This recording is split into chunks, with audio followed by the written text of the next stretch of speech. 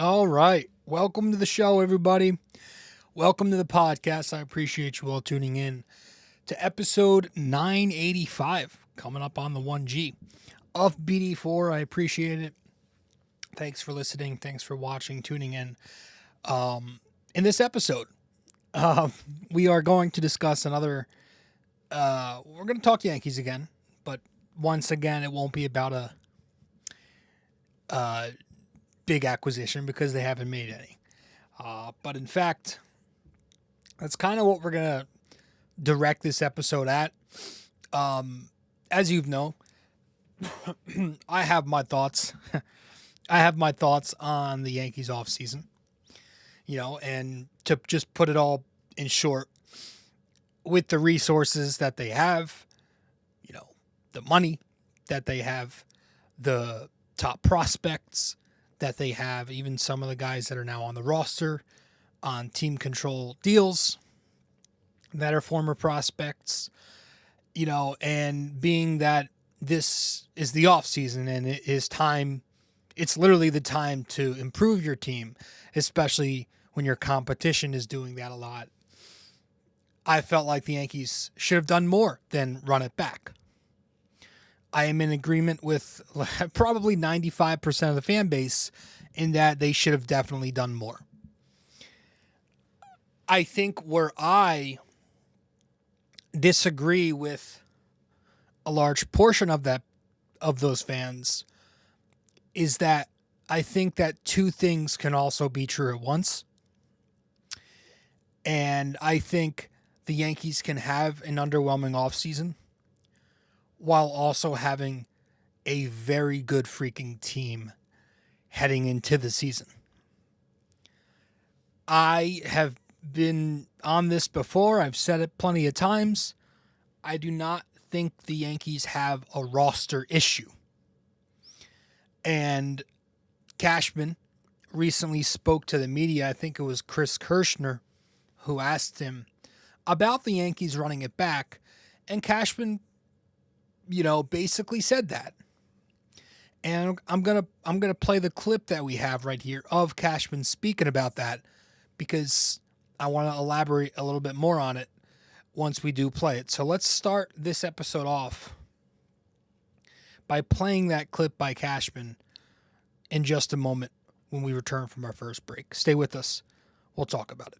Quick break here, guys. Stay connected with BD4 on social media. Follow us on Instagram and X at BD4Pod and find us on Facebook by searching BD4. Don't miss out. Join the conversation. Want more BD4?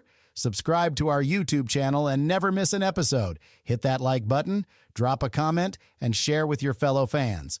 Don't forget to ring that bell so you're always the first to know when a new video drops. Okay. Welcome back to the show, everybody. Episode 8 or 8. Where are we?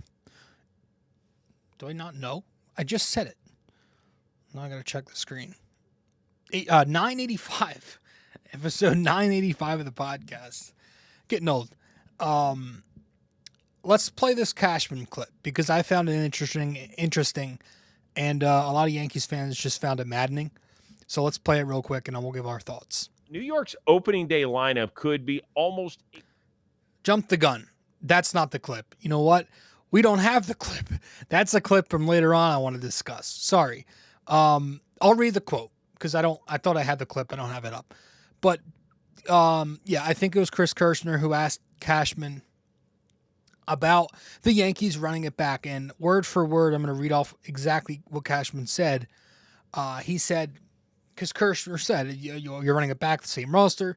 Cashman says this: it's not the same roster. I disagree. It's the same team running it back. Not afraid to run with the quality and talented roster of players that we do have.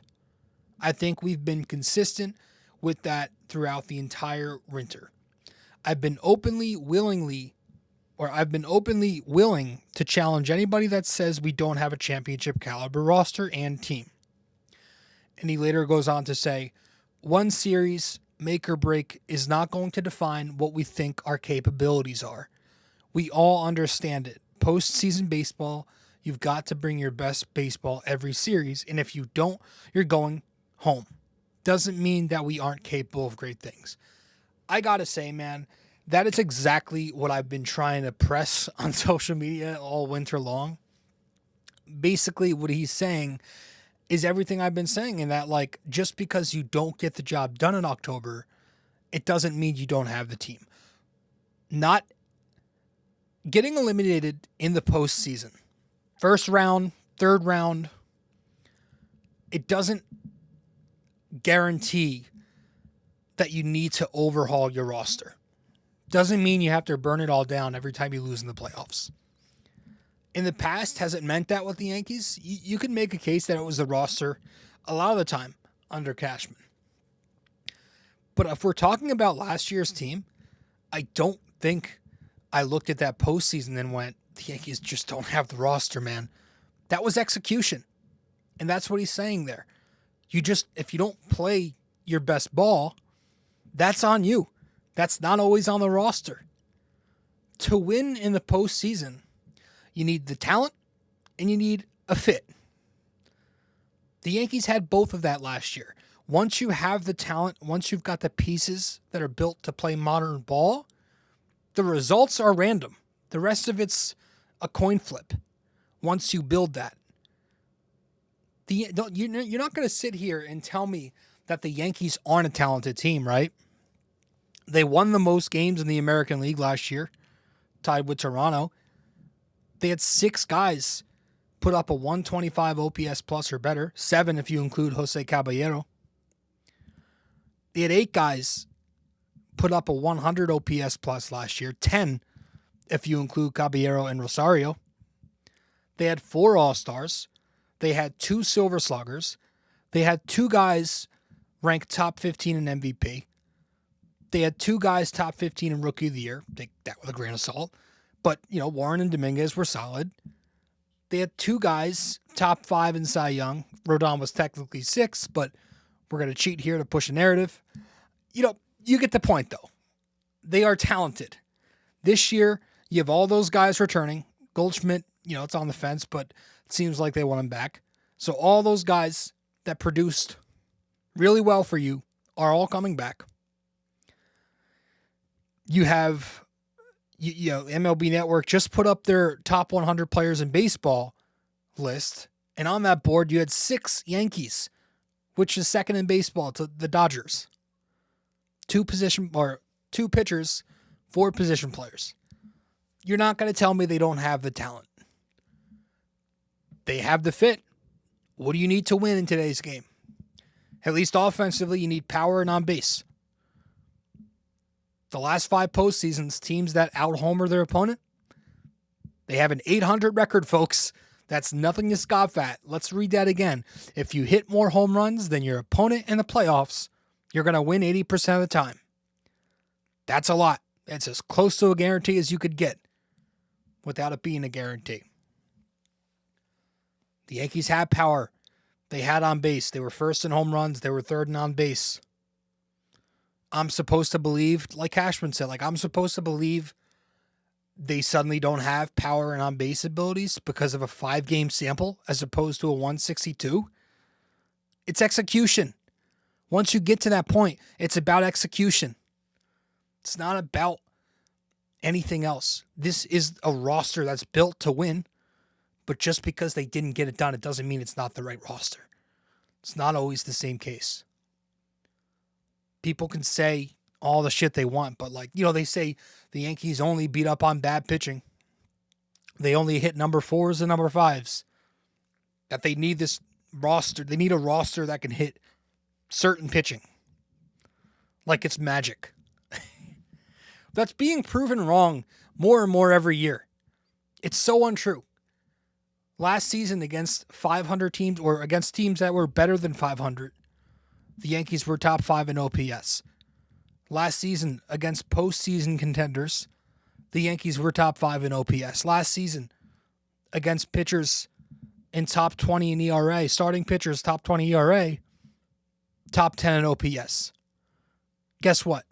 That Yankees team that was that good against all types of good pitching, they didn't hit in the postseason. So my point is the same can be true for the other side of the coin. There were plenty of teams last regular season, that hit good pitching, but they either didn't even make the playoffs or they didn't make it far in the playoffs because they didn't hit playoff pitching. There's no correlation there.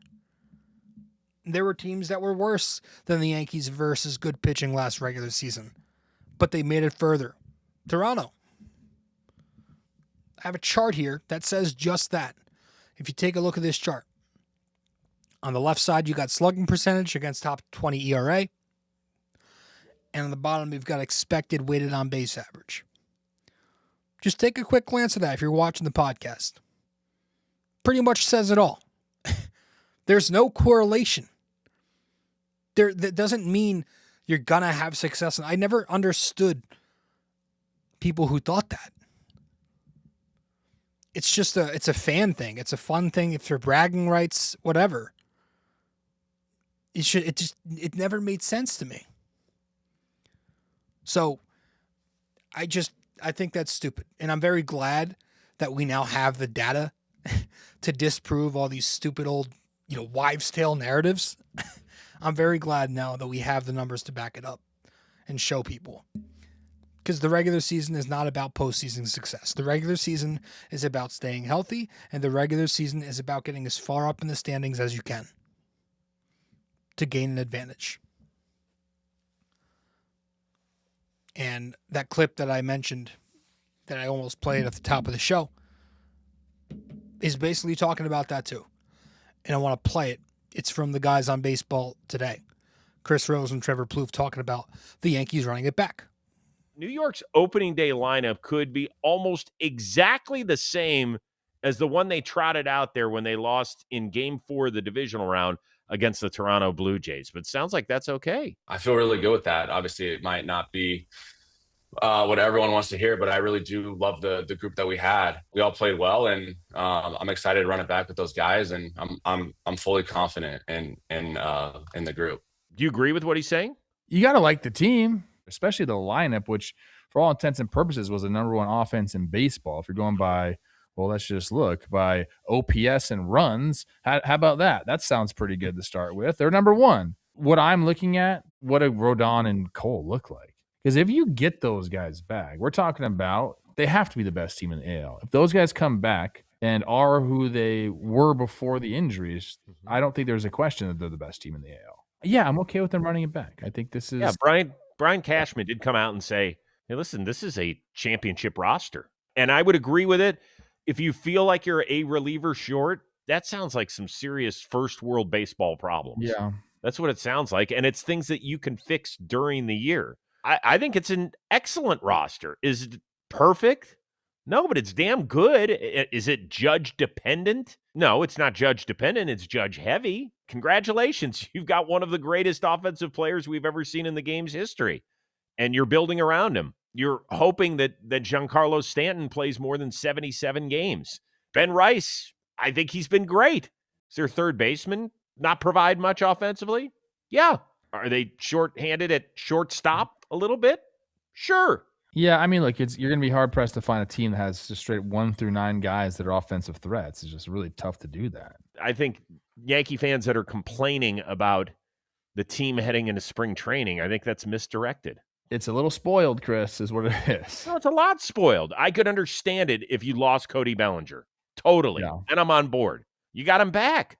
So now what? Tell me where you want to get better. It's probably one of my favorite clips of the offseason so far. There's been a lot of bad takes, bad narratives from a lot of media heads, but that's one of the good ones, man.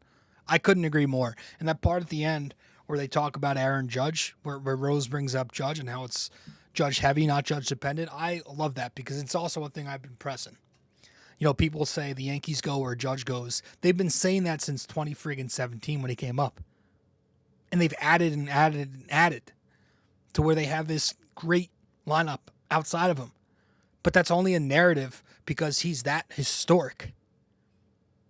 He's that historic. So if he was just a normal superstar, then there's not going to be a noticeable drop afterwards. There'd be no noise.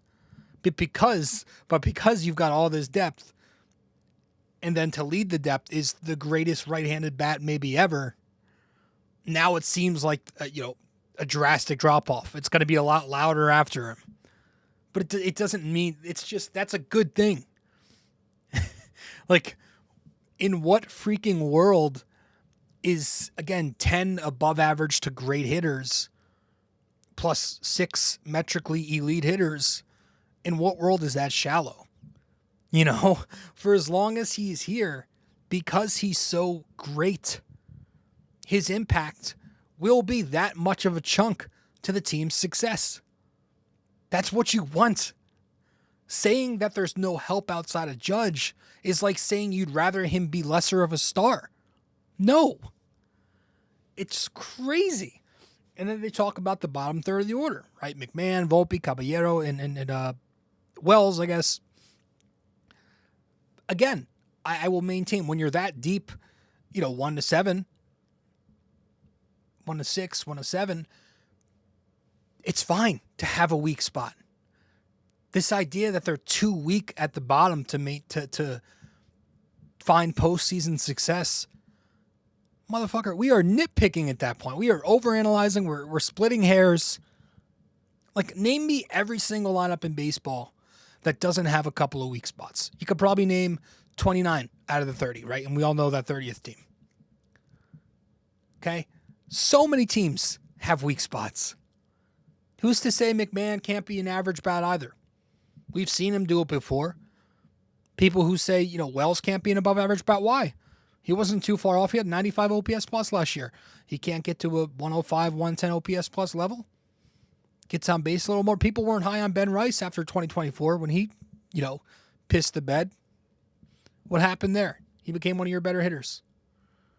I just think we need to relax sometimes. So, do the Yankees have issues? Sure. Are they guaranteed to win the World Series? No, I don't even have them as a favorite.